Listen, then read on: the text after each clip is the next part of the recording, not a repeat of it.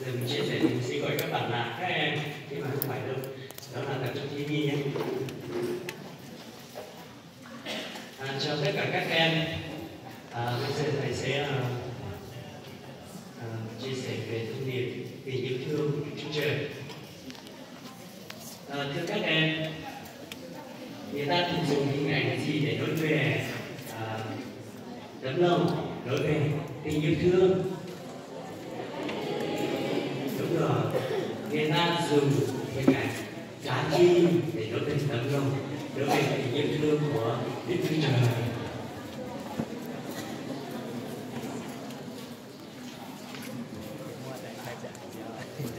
Mời các em xem ở đây, đây là trái tim màu gì ạ? Đúng rồi, đây là trái tim màu xanh. Màu xanh quý vị, đây là trái tim màu xanh quý vị.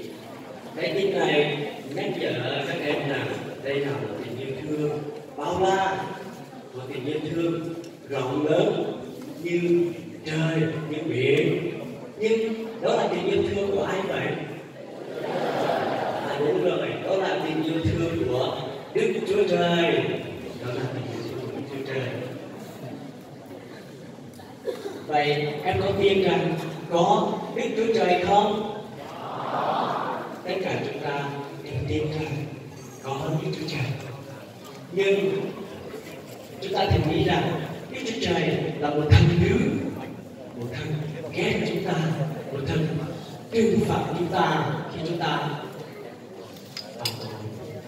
Nhưng có phải như vậy không? Không phải. Đức Chúa Trời qua Kinh Thánh đã cho chúng ta biết là Đức Chúa Trời là tình yêu thương. Đức Chúa Trời là tình yêu thương. Đức Chúa Trời yêu thương em dù em có tốt hay xấu, dù em ngoan hay là hư,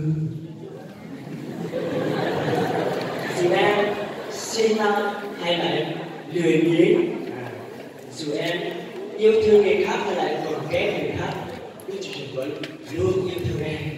Đức Chúa Trời vẫn luôn yêu thương em.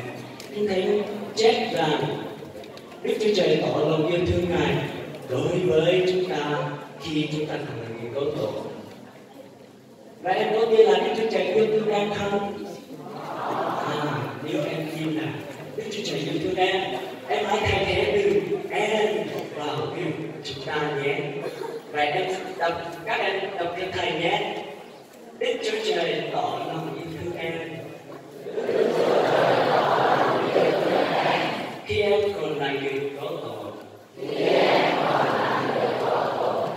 Các em đọc hay quá.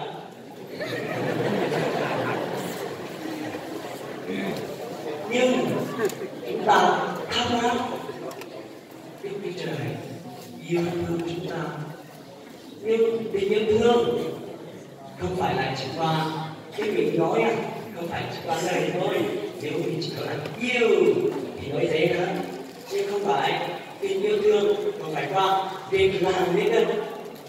Vậy chúng ta thử hỏi Đức Chúa Trời làm gì để chứng tỏ là Ngài yêu thương chúng ta? Vì Ngài là Chúa, Ngài ở trên thiên đàng và chúng ta phải dưới đất Ngài. Vậy Ngài làm gì để yêu thương chúng ta?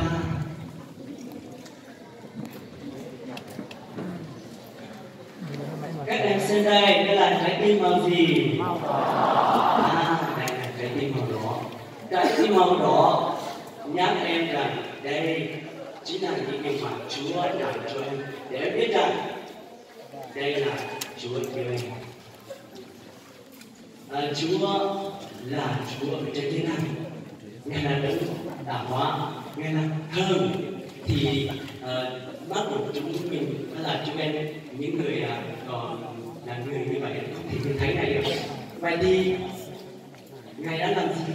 Ngài đã đến thế gian làm con người như em, làm con người như em. Ngài đã đến thế gian này. Đó là câu chuyện của Chúa Giêsu.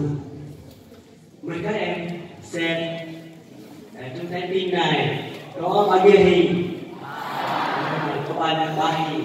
Hình ảnh thứ nhất là hình ảnh gì? Hình ảnh có. Hình ảnh thứ hai hình ảnh dạ cái này thứ ba quên một giống. Vậy cái hình ảnh này nhắc gì về cuộc đời của Chúa Giêsu?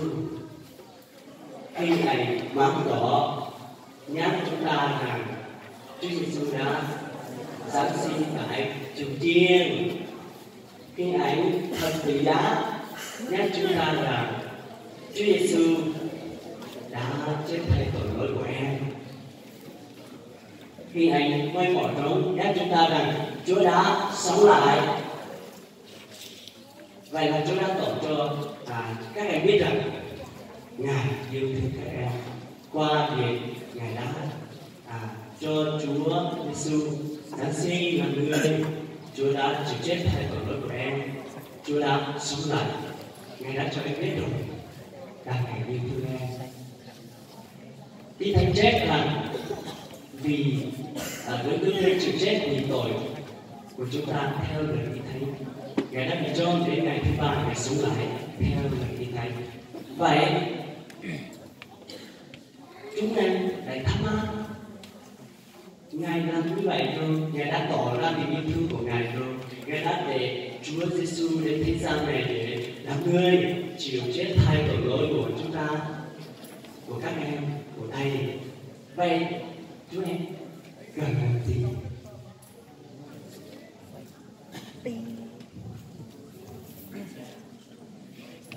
Các em xem đây là trái tim màu gì? Trái tim màu đen, màu tối. Trái tim này có cái gì ạ?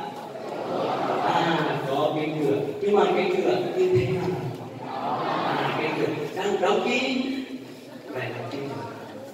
Vậy màu đen nói lên cái gì? Màu đen nói lên tấm lòng tội lỗi của em. Khi em còn ở trong sự tối tăm, còn ở trong sự bị mất. Như vậy, em cần phải làm gì? Cần phải tiếp nhận, nhưng cánh cửa chưa mở có nghĩa là em chưa tiếp nhận. Vậy chúng ta cần phải mở cửa ra tiếp nhận Ngài.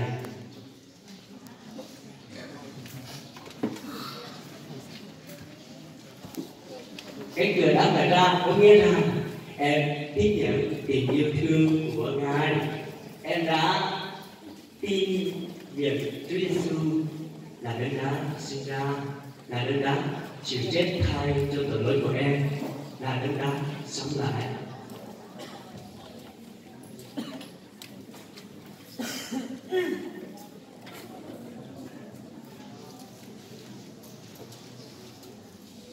Mà qua em tin nhận Chúa Giêsu thì em mới được sự tha tội.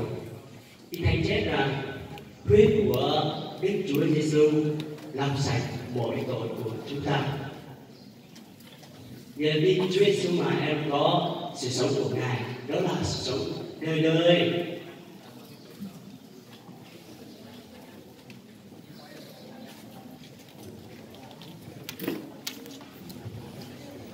Rồi các em xem đây là trái tim màu gì? Màu xanh, nhưng có một điểm đặc biệt đó là có cái gì đây? Đúng rồi, có một trái tim màu trắng ở giữa nữa. Trái tim màu xanh nhắc em nhớ cái gì? Đúng rồi, nhắc em về Đức Chúa Trời là đấng yêu thương em. Trái tim màu đỏ nhắc cho em trái tim màu trắng, xin lỗi nha.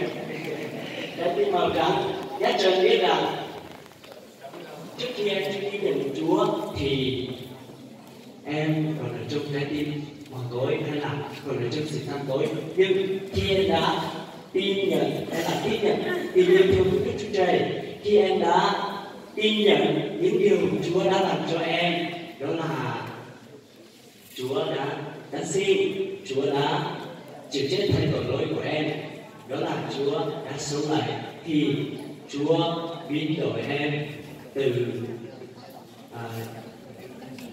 sự tăm tối hay là tấm lòng tăm tối trở thành tấm lòng cảm thông, và em trở thành con của Ngài ở trong Ngài theo như Thánh chép. Nhưng nếu ai tiếp nhận Ngài, tức là tin danh Ngài, thì Ngài ban cho quyền trở nên con cái của Ngài. Thì anh xin hết.